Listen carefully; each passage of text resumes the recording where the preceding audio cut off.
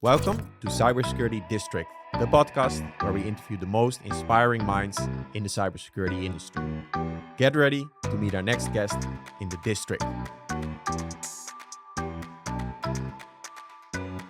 Today's guest is a true leader in global cybersecurity, Martijn Nykerk, CISO of Randstad.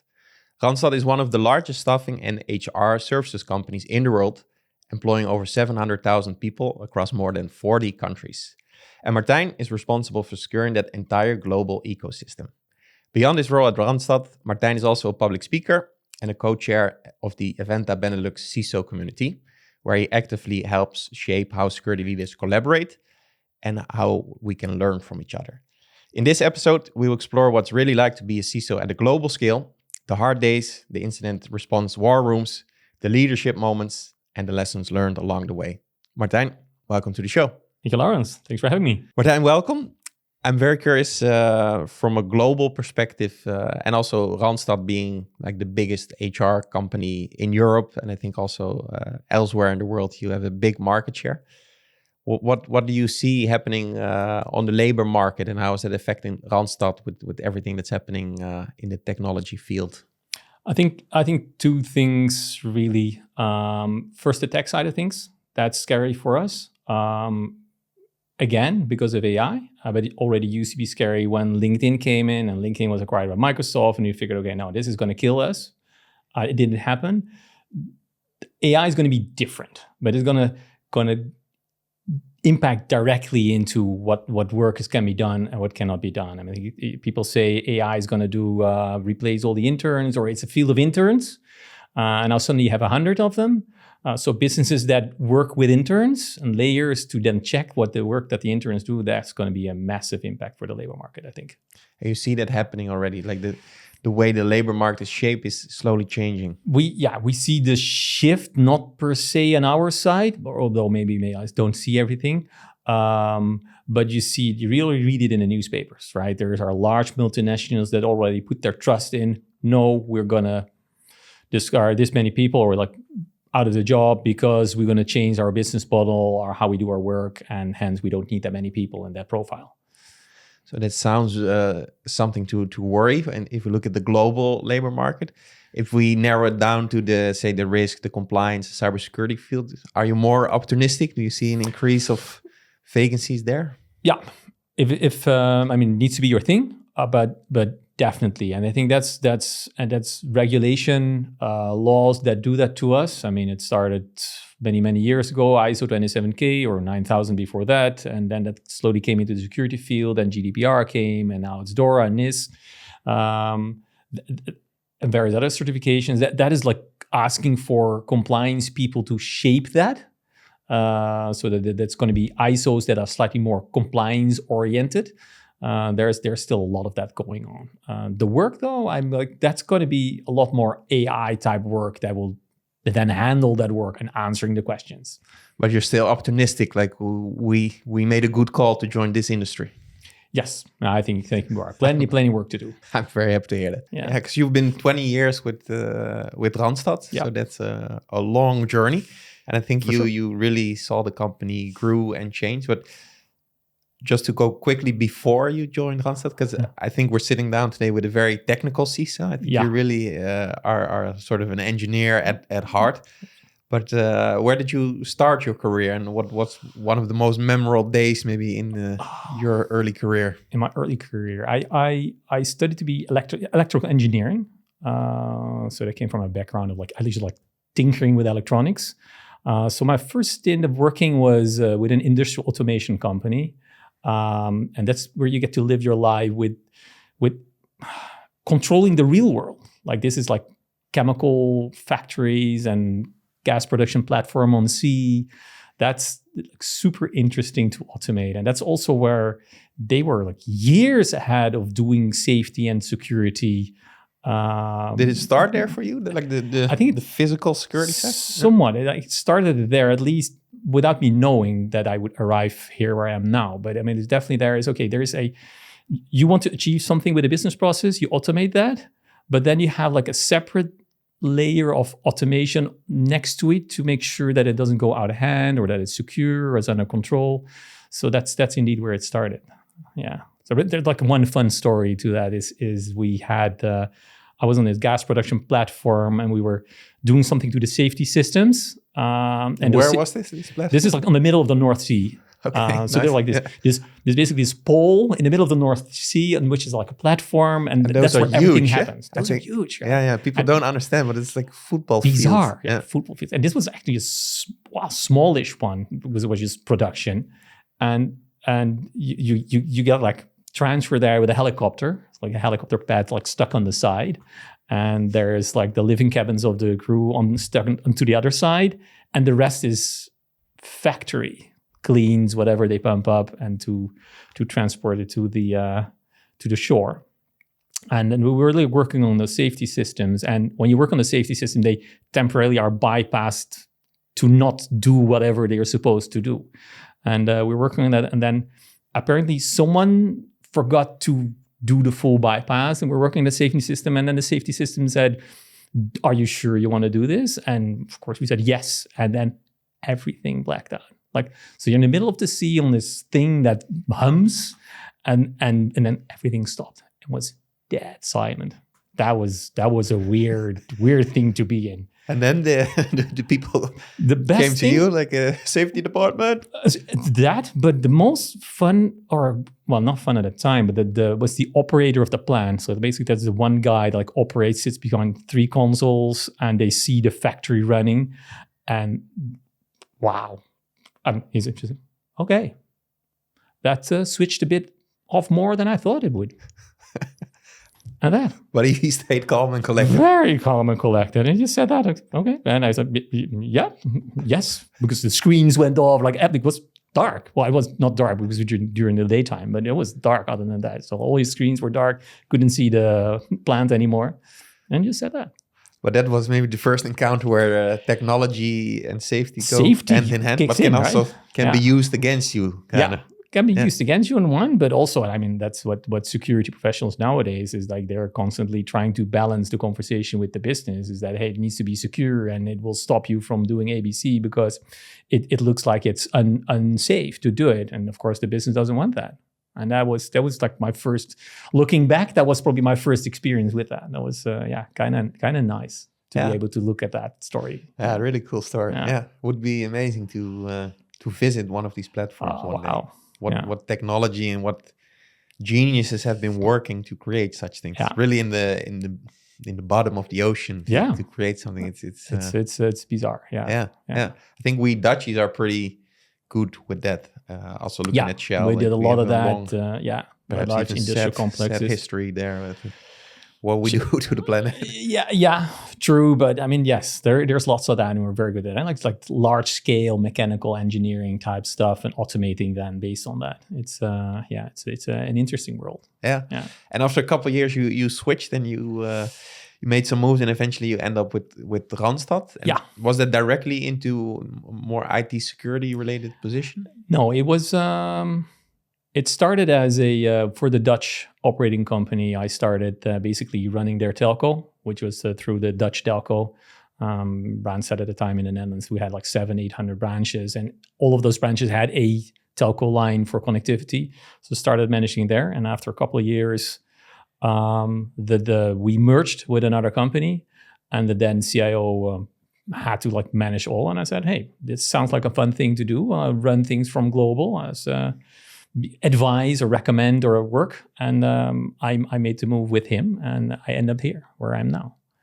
And then that was a long journey. I mean, it's a journey really getting the company moving from it's an operating company per operating company, everyone responsible for their own profit and loss, moving towards like being a true multinational where as much as makes sense, I guess, is done centrally. That was, I think that's we're now 10, 15 years running. And how did cybersecurity change over that years? Like the way attackers approach things have changed, but also the internal structure, of course, changed. Maybe in the beginning you had maybe a few people that could wear the cybersecurity hat. Probably now you have whole teams. Yeah. What were some of the significant changes that you have encountered?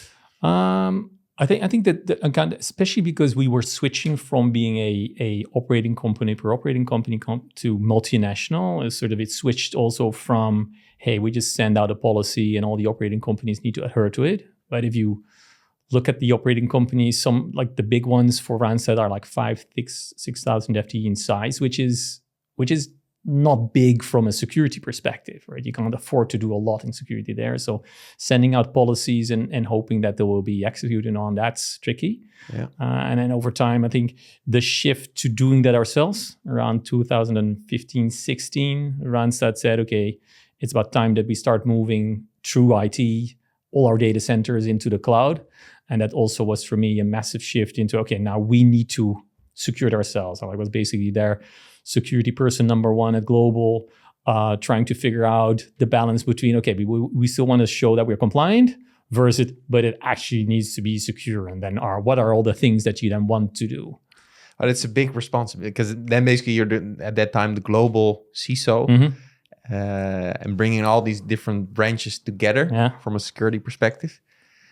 That must be like super, super challenging. And it's also the first time you're doing this, right? It's not that you come from another company. So what were the kind of the hard lessons that you had to learn during that process? It wasn't necessarily maybe a hard lesson, but it was if you are like that, I found out that I like to zoom in and out a lot. I like to look at problems at different levels. And yes, I'm an engineer. So combining that is, okay, it can be an engineering problem at one level, but it might be a process problem at the next level, and it can be an organizational problem or a business process problem even at the higher level. And the like being open to switch up and down constantly, not once, but just constantly during whatever you're trying to solve. That was a lesson for me to learn that it was very beneficial to do. Because especially in security, you then get to understand what you're protecting or what you need to do to protect things. But also you get to understand, okay, how does that link to being able to say, yes, we're compliant. And yes, we indeed meeting policy ABC. That was a big thing. I think that I can recommend thinking like that to everyone. That's nice. It's a good mind map to sort of go. Yeah. And you come from an engineering background, really the bits and the bytes. Yeah. And now you're like layers up. So you move up and down the layers to solve a problem. Yeah. And I never heard that, but it's a nice approach. Yeah. And the thing is, I of course, like there are types of CISOs that will probably disagree with me, but I think for security, you never get to have, or I think in my opinion, you never get to have that scale that you can afford to be at one layer only, right? I mean, if you look at numbers in companies, like maybe in staff, security gets to be somewhere between 3 and 10% of the staff. So you can't afford to be layered similar to the business because they are at scale. They can do that. They can have managers that manage managers, but at security you can't do that because hey, it still needs to happen. Yeah, but for CISO, I think that's critical to have that capability to switch between the layers and the ranks. And I have the pleasure to interview a lot of cybersecurity professionals, and some love to go more the technical route, so to become a very good high-end architect or engineer. Some might want to follow the entrepreneurial journey, but a lot of them also say, I would love to become a CISO. So for somebody that's been a CISO for so long, for such a huge organization, if I would ask you, say somebody would shadow you for a week, what would surprise them most on a day-to-day side? I guess it depends a bit on what they think being a CISO means. That's what I'm trying to reveal here. Is it so juicy and sexy as it is? I think it depends a little bit on the type of company. I think there are companies like financials that are a lot more policy compliance driven because of the regulation. They just need to adhere to the regulation. So there's also no other way for them. So a CISO there might be much more of a compliance profile. But if you're in companies that are almost not regulated or only indirectly, like we are with the GDPR, yes, of course, we are following that and we want to be secure. But compliance there is a lot of not being as much in the forefront of everything that a CISO has to do. So I guess a person shadowing me would be surprised on sometimes how technical the discussions are that I have. I think that probably will surprise people the most. I mean, if I go to conferences, you probably like wondering once in a while that I often meet peers, CISOs that are very focused on the compliance side of things, and that's what they do and how they structure that, and how one type of certification links to another one, and how one standard then maps out to another one, and that's what they need for their company. But that's not something that we need as much yet. And if we would go deeper, say, I can have a look in your calendar for tomorrow. What's on the agenda? What type of meetings? And later on, I would also love to hear more about like really when say shit hits the fan, when there's a particular incident, like the agenda can be thrown out of the window. Yeah. Just from a regular status quo type of day. Okay. Maybe to look two things. One that's really, I would say, more tactical. We're trying to do, okay, how do we build applications secure? So we build applications. HR is kind of a weird business at scale in that not a lot of companies do this at scale. So you end up having to buy, not being able to buy things. You end up having to basically build a lot yourself. So for us, the question is, okay, how do you like embed security in there? And I'm like trying to figure out, okay, how to do that. Shall I try and embed security personnel in all the teams? Can we afford that? Or shall we become much more standardized and get sort of more of a, okay, whatever security is, security by design for me means these 10 things, and I have people chasing these 10 things for everyone. Yeah. I mean, like a different approach. So that's one thing that I'm really thinking of now. And the other thing is currently having a discussion with one of the teams. One of the programs is, I say, this really needs to happen because otherwise you can't go live. So it's like a very tech problem. And once it escalates to a certain level, it's the weird mix of that you, from a business perspective, want to say, no, I want to block it. But it is actually a technical problem, which the other side might not even understand. So that's what is in my calendar at the moment. Yeah, the interesting fact, I've heard that many times before, that's the question, like, do we integrate with all the teams a security person in the DevOps team, or we have an external team, and that's super difficult. And I've noticed a lot of CISO that changed. So they made a decision, and then after 2 or 3 years, they said, okay, well, let's go back to what we had. So it's a tough one. Yeah. So who's your counterpart? That's good. But do you still also speak them 3 years after and have to switch back again? Yeah. That's what they do. Like they perpetually switch from the one to the other. Yeah, I think neither model is perfect. So you have to.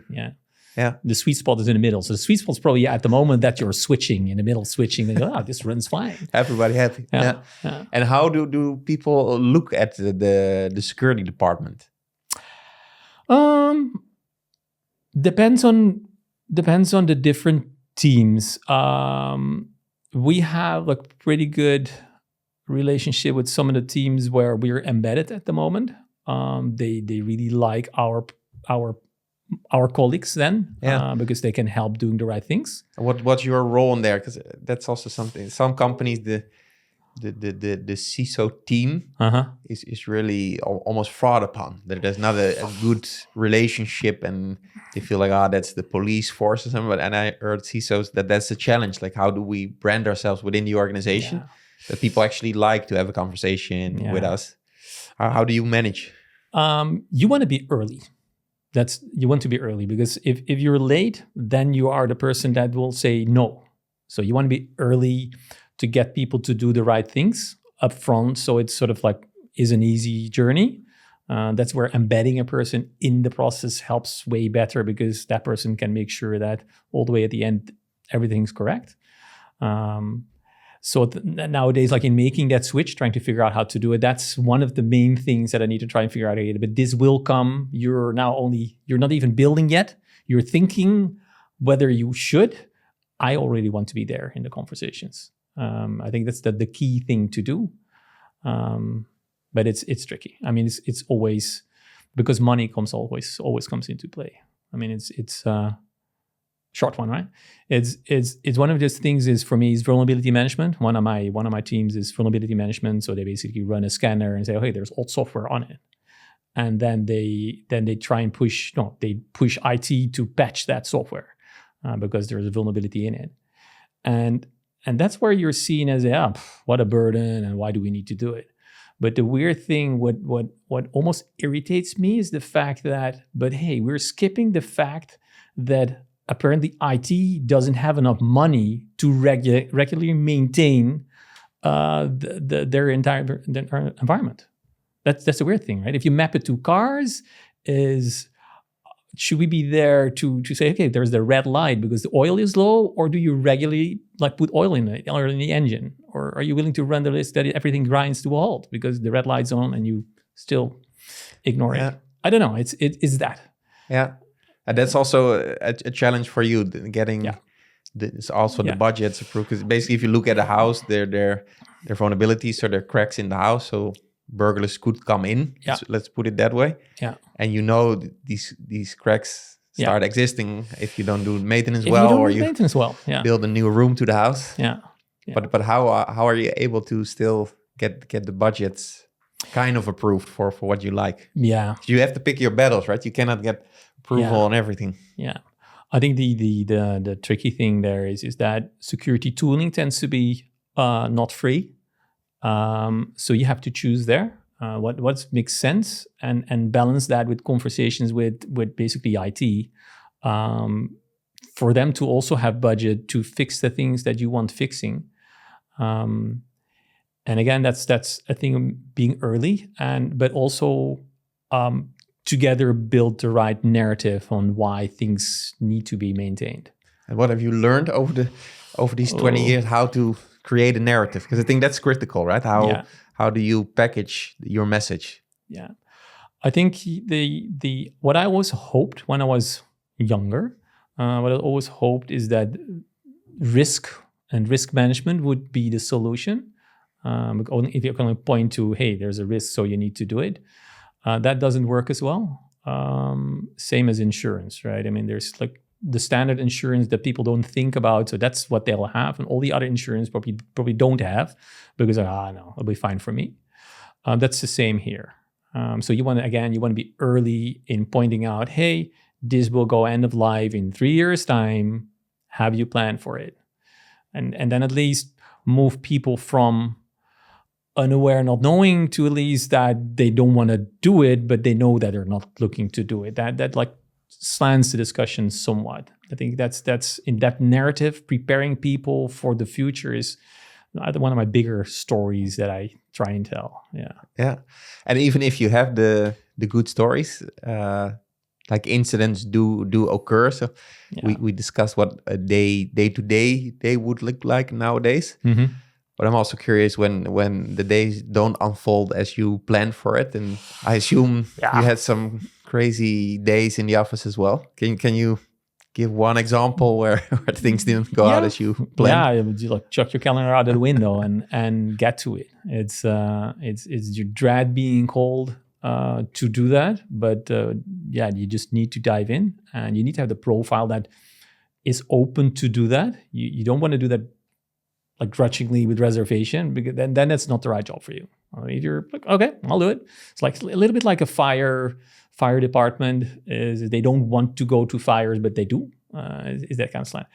We had the one big one got in the news, so I can sort of talk about it. It's 4 or 5 years back, and that was massive impacts from a organizational perspective. We had that, and I think what was the great thing there is what relied on most is that there is a smaller core team that trusts each other on a technical functional level, and they just run the show. They know what to do.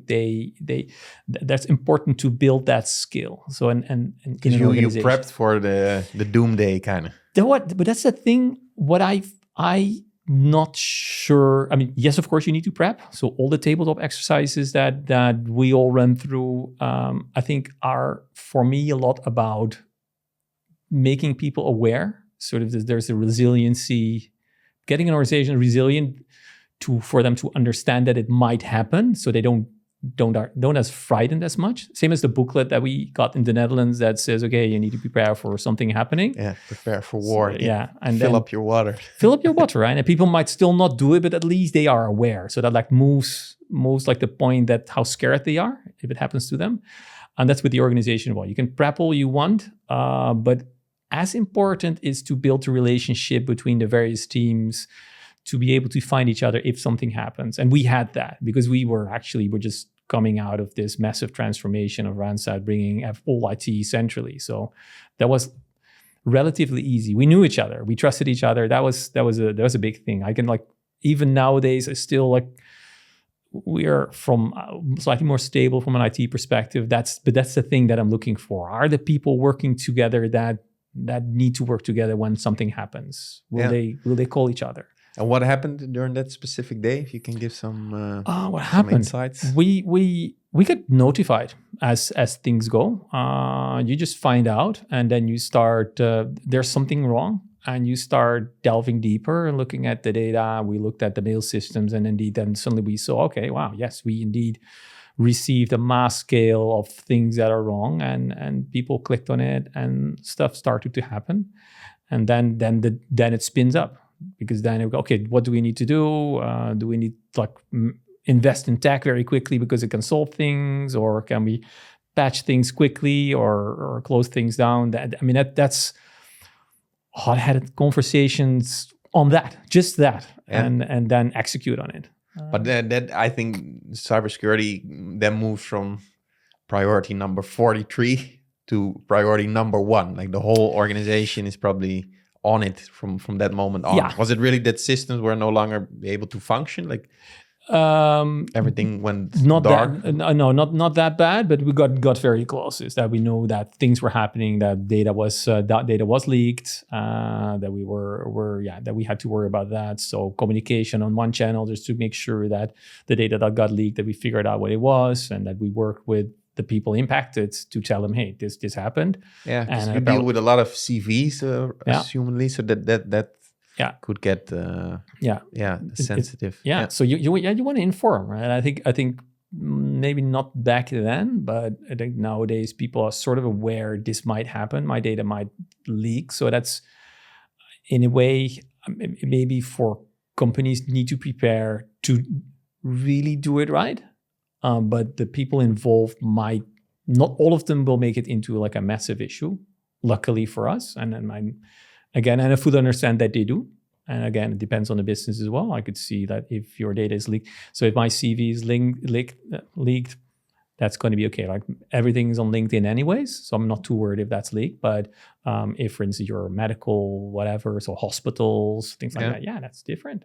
Yeah, but during those days, then there's so much you have to consider. So it's also, you have to start investigating internally. Things need to be fixed. Maybe there are hackers that want to negotiate a ransomware. Then you have to, I know companies that work with a PR agency. Yep. So that to sort of have a nice way to communicate about it to the external world. But that all has to come together. So that there I wonder, okay, what's happening if we look at the day for you?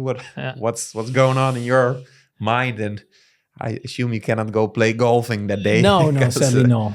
I'm not a golfer anyways, but no, you cannot. It's like I said, it's that team of 3-4 that really run that show. If you can find each other, then you can do a lot. The ability to like be able to zoom in and out, because then it's easier to sort of understand the full picture of everything that's going on, because indeed communication is there, data protection is there, but IT is there because they need to fix things. There's the internal communications. We need to update all the CIOs. So you have that cycle as well. At some point, we had this weird cycle is that you're preparing for the next communication cycle internally that always like, but you just got routed out of the communication cycle of the previous version. So it's that. You really need to figure out how to do that. But it sounds as an outsider like perhaps the worst day, but also probably the most exciting and thrilling day. You can really make a difference in those hours. Yeah, you can make a difference, but again, you can make a difference if you're willing to take the decisions at all levels. right? I mean, you need to have like the profile and the willingness to say, okay, this is the right decision, and I have the arguments on why. So if you're in that situation, you need to have the ability or get yourself to take decisions and being able to argue why, because that will help and convince others. But you need to be able to do it in the moment, and find where your boundaries are with the team that you're working with, the teams that you're working with, and the others that you're working with, because that helps. That's And did you feel enabled sort of to make the shots? Because I've also heard stories where they said, okay, when there's a real incident, the CISO team, sort of too late. We bypass them now. It needs to go to the CTO and eventually the CFO and the CEO, and they need to make a call now. And that the role of the CISO sometimes seems to be disappearing. It depends on how close you are to the IT side of things, and again, Randstad is growing, it's professionalizing. I think we are less integrated into IT than we were, for all good reasons. But at the time we were very integrated. I was basically part of it. So then you don't have that. Then you are like a go-to person because of the skills that you have, and not necessarily because of the function that you have. And I think that's something for companies at large on building it. That's something to think about. And I hear you say the word team, like you have a couple key players that you know also during the most stressful times. We go well together, like we're sort of a elite team. But over the years, you've grown the function, you've grown the team. What makes a good security professional for you? What do you look for when you're interviewing people? And if young people are listening, what skills should they develop to become a hardened professional? Social skills, right? There's lots of tech out there, and that tends to be where a lot of people come from.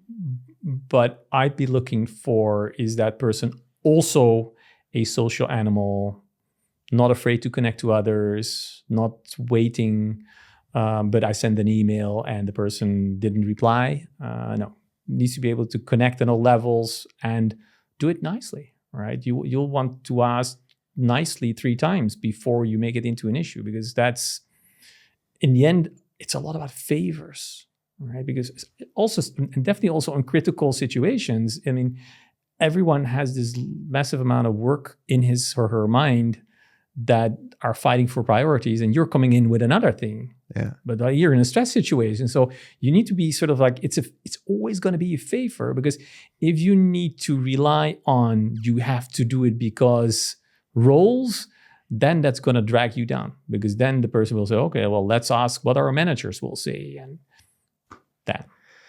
This is nice. This is nice. I like this. Yeah. To be likable, to be the social animal, to get favors across, that's become more and more important. So how do you test for that during an interview? I happen to ask very odd, random questions. Hit me. I tend to start with, do you have questions for me?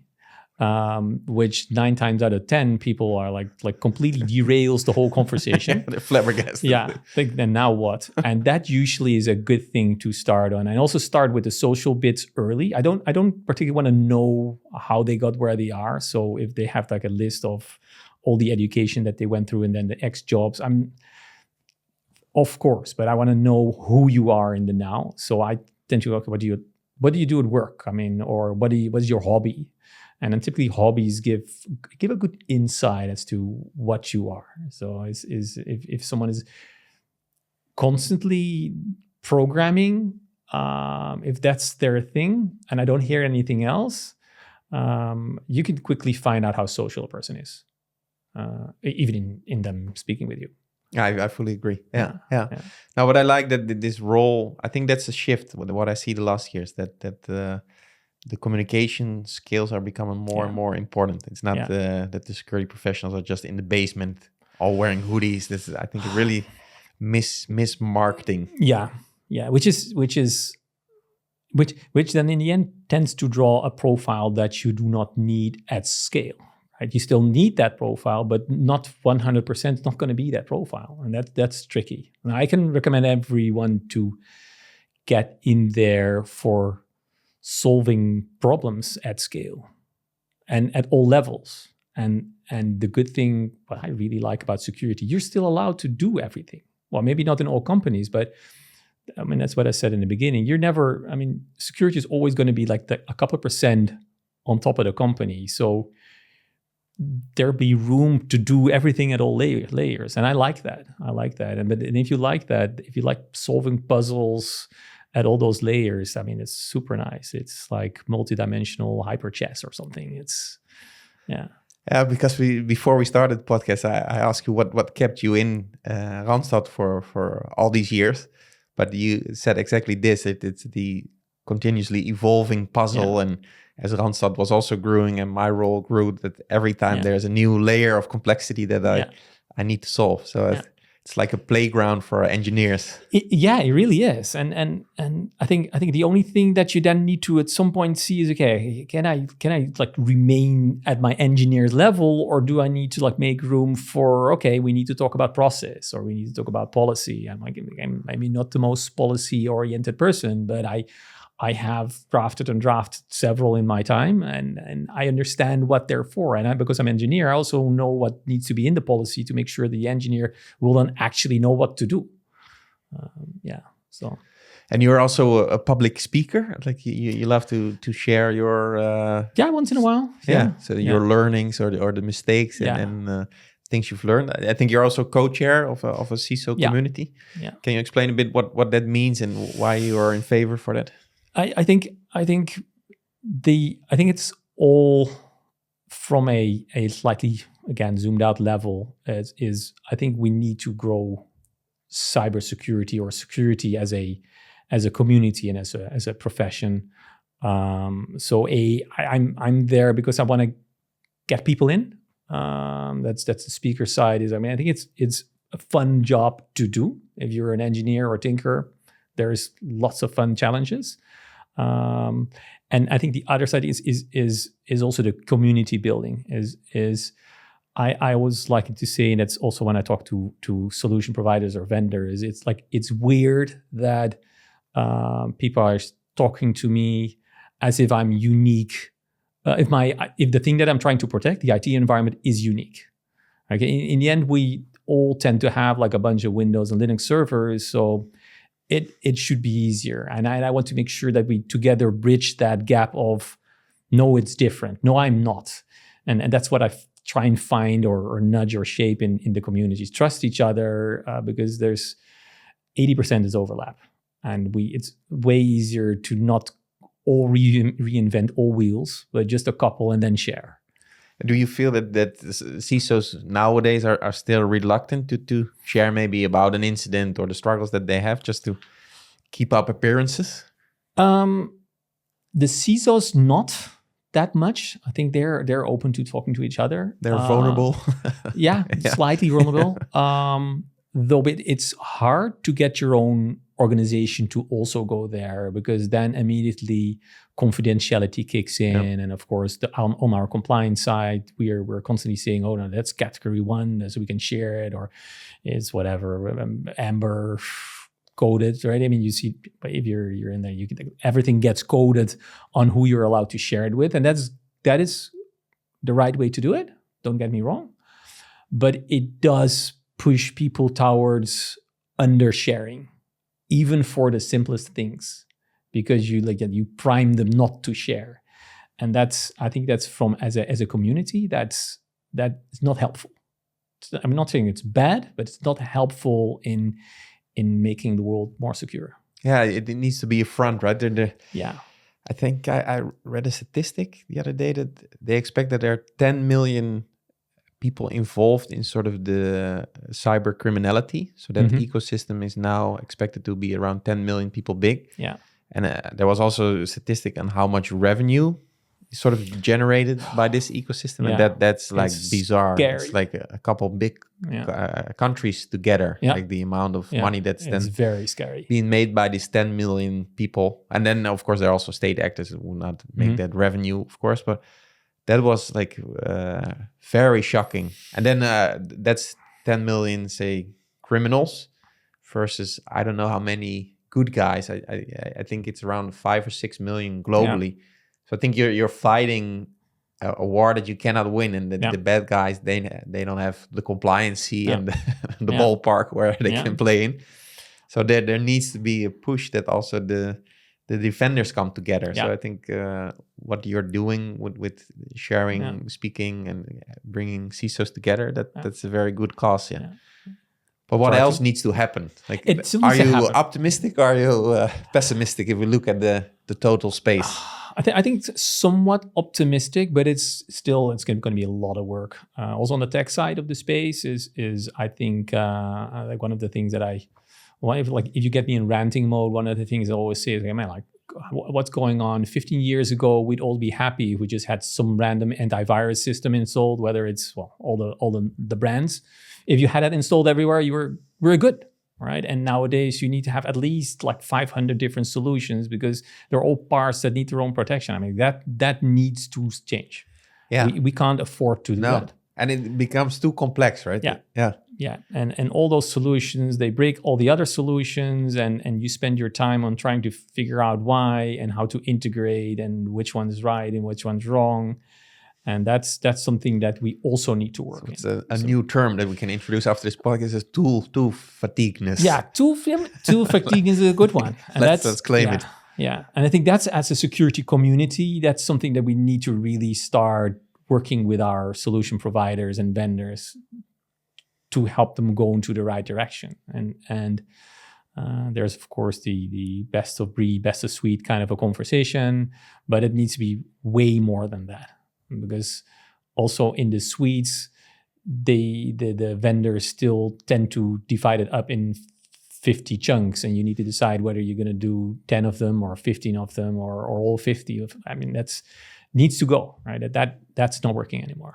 And are you also being bombarded by vendors day in, day out? That's something. A lot of CISOs that sat on your chair are complaining about sharky recruiters and opportunistic vendors. Is your mailbox also flooding with it is messaging? Yes, it is. What would you advise the recruiters, myself included, and all the sharky vendors?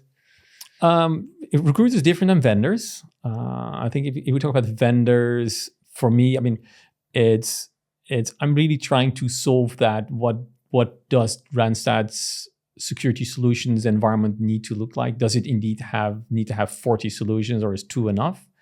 So I'm map yourself to that, at least if you approach me. Where do you fit in the total? We are currently experimenting with our coverage of random framework. It can be MITRE, it can be CIS, can be whatever. How do we map into that? And is that helpful to decide what to do, but also what not to do? In that space also it's closing the loop.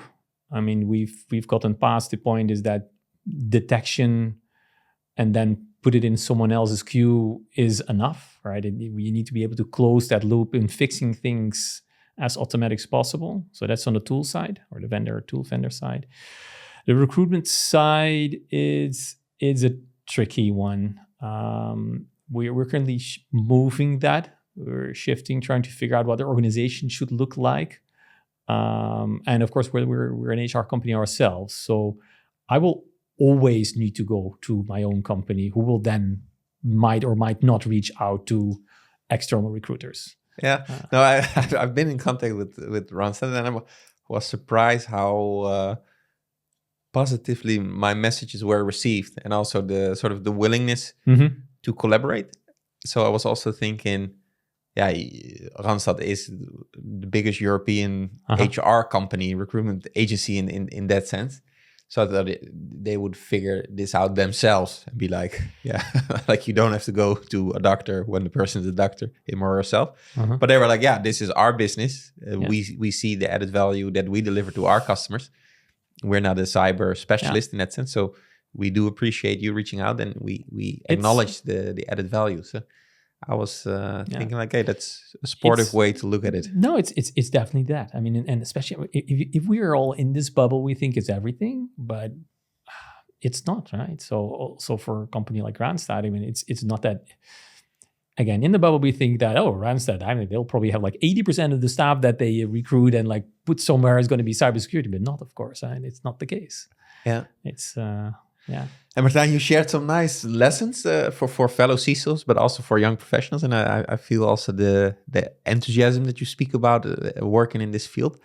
But you also pointed out like there is a kind of a war going on. So it's almost impossible to fight the say the hackers at every minute of the day. Yeah. But what are some threats that you have seen evolving lately, and also what worries you for the next couple of years? Like what's something we really have to take in consideration? I think I do think the threat of AI and attackers using AI, but not so much. And hope I'm not being corrected somewhere at some point, but not so much how much more advanced it's going to be, because the protection and what you need to do is going to be similar. It's either a vulnerability or not. But AI is going to, I think the biggest thing, AI is going to be in scale, right? It's the profile of the attacker can be much more junior and just ask a random LLM, hey, can you do this for me? Or can you find that for me? And almost in the agentic fashion, the LLM will start doing the hacker's work. I think that's a tricky thing.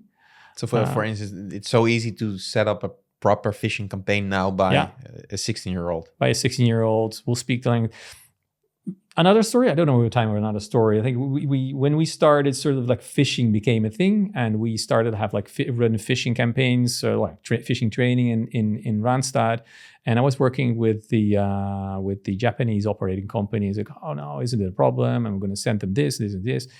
And the guy basically said, nah, we're not bothered by this, because it's never going to be in Japanese for now. Right. So they say, it's usually all the phishing that we get is in English, broken English at best. Our employees know exactly when it's happening, and they'll just discard it. But that, of course, changed.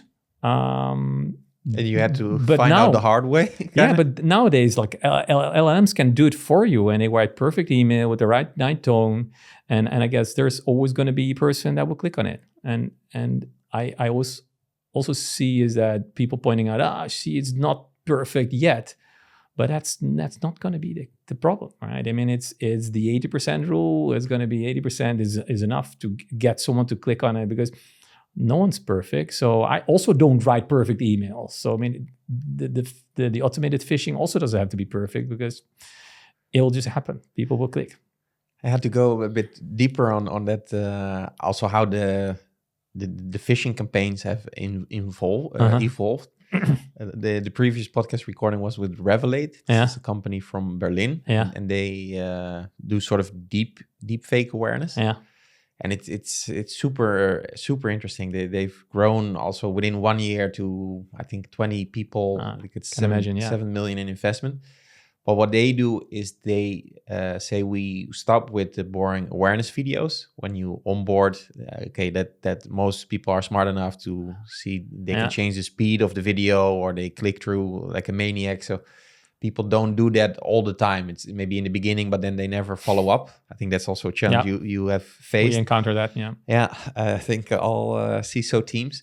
But what they do is they use deepfakes. So a lot of it comes from call centers, where the call center is usually outsourced, but it's still associated with the company.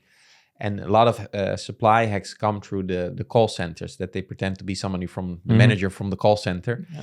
And they have the service that every month, randomly, you get a call, but then it's a deepfake call. And nowadays, maybe you have that on your personal phone as well, that you do hear, hey, something's weird. This sounds like an automatic voice. It's very clear.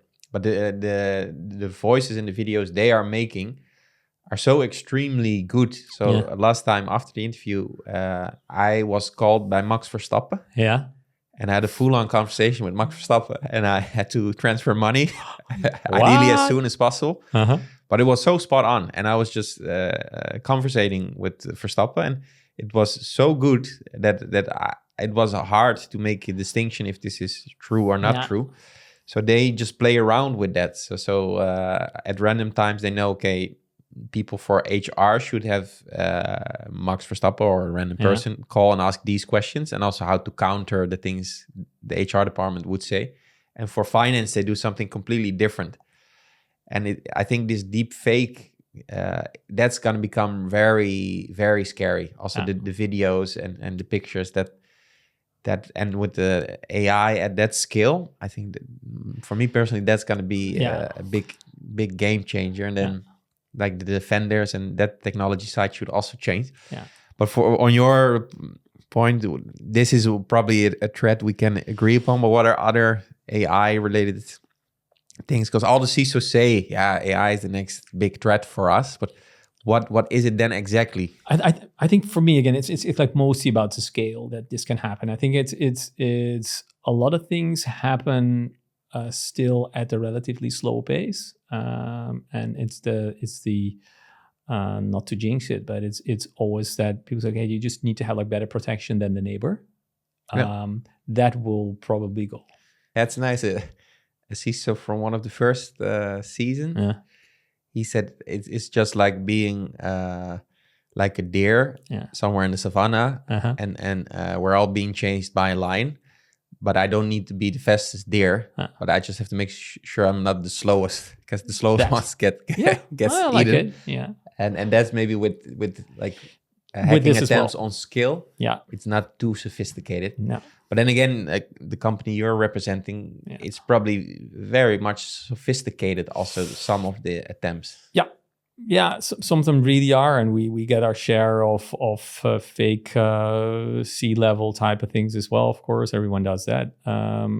It's thinking differently. I mean, mankind like a social animal. It's everything based on trust. I mean, it's that like sorting out the incident was based on trust. If we know each other to find each other, we need to sort out together how we solve that.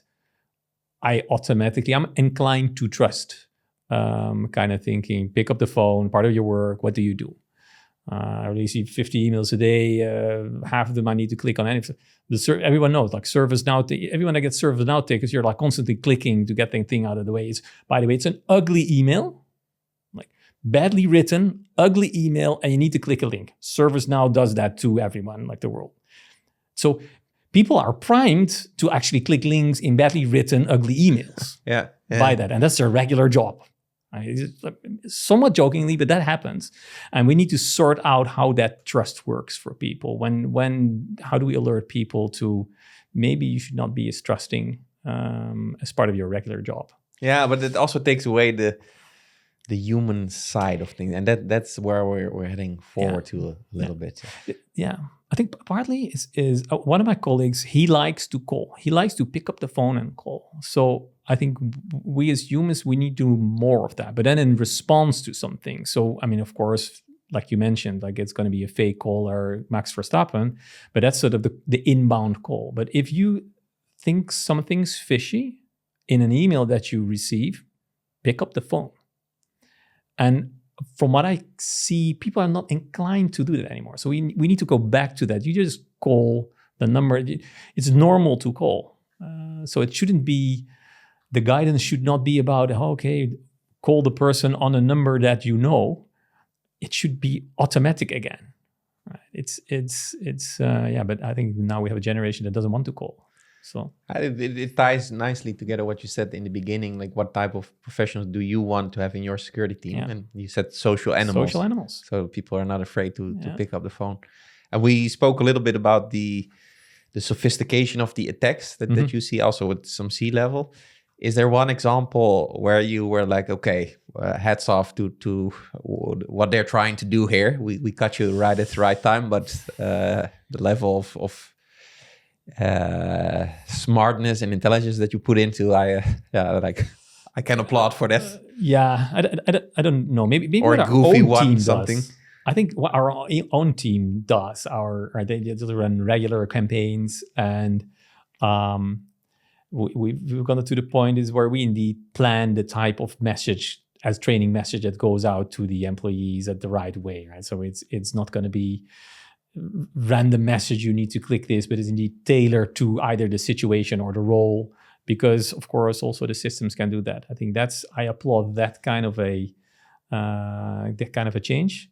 And what was it then? What was the? I think this was one, like the obvious ones is like part of the festive days, and you receive a whatever present, but much more tailored and through the full year, rather than just only making use of Christmas, winter time is okay. This is probably the day. They did do it on all levels. I kind of like that. Something happens in the news, they react. That's I like that. Yeah, I like that a lot. And to the goal of how you train things, and I may be an odd one out there, is I'm not particularly after people finding out. I don't train them to become good at finding out. I train mostly I want to train or used to train. It's now with a colleague of mine, but I used to train for awareness, people not knowing what to do if they made a mistake. I think that's much more important. Yeah, that they come out for it, not to so no, I didn't know, no. Yeah. So and again, maybe not popular, but I'm not too much into. But they need to then follow the training, because they made the mistake. I mean, the learning is in. Oh wow, I made the mistake. The training is not going to be in. You again rewatch that movie that you've seen 20,000 times already. Yeah, no, it's a nice conversation. I think we learned more about your engineering heart and the transition to dealing with the physical security, and then going into the real cybersecurity, and then growing more and more from the engineering to a leadership role, and also what you look to hire for, and how you set that up. Also, what scares you looking into the attacks that are about to happen. Is there something you still want to share that you feel like this is a topic I want to get out of my chest, or I want to explain to the next generation that this is coming? Maybe the I don't know. Maybe the next generation most is that are interested in this and that are interested in tech. I mean, this is a great field, because there's constant puzzles at all levels. The fun is also solving at all levels. That's I think the context. But it also, for those that are interested in doing the techie things, it's also a field that is open for them to be constantly tinkering and finding out. And they don't necessarily only have to be a hacker. I mean, the tinkering sits everywhere in my organization. So that's what I want to give them. It's a bit fuzzy maybe, but it's truly an interesting field. And even someone that's like started at just like taking radios apart when I was young ends up in this field and liked it. Yeah, nice. That's a good promotion for the field. Thank you so much, Martijn. We always end this podcast with the same question. And that is the following. If you can send one signal message to all your fellow CISOs across the world, what would this signal message state? Let's prime our organizations to share more. I think that's the main message. Let's come together. Let's come together but nudge our own teams also to come together at their levels and to be open for sharing. I think that's the most, that's the message I want to send out. Nice. Shared responsibility. Exactly that. Beautiful. Thank you so much. Lance, thank you. It was a real pleasure. Same here. Thanks for listening to this episode. Don't forget to like, subscribe, and share. Stay safe, stay curious, and until next time, in the district.